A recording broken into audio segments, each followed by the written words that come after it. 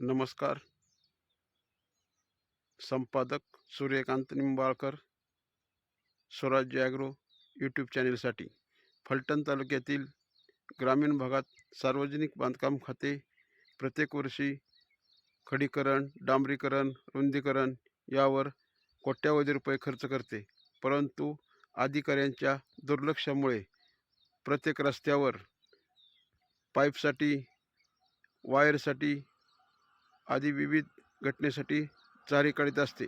त्यामुळे रस्त्याचे मोठ्या प्रमाणात नुकसान होत असते. तरीही बांधकाम खाते दुर्लक्ष करत आहे. तरी शासनाने अशा कामचुकार अधिकाऱ्यावर कारवाई करावी व रस्त्याची पाहणी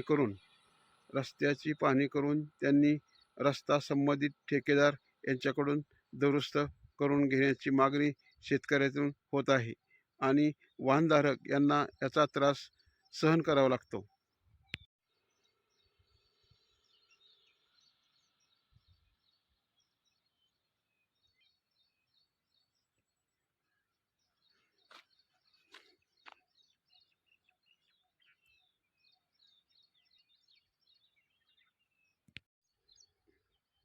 नांदल, मुळीकवाडी, सासवड या रस्त्यावर एका ठेकेदाराने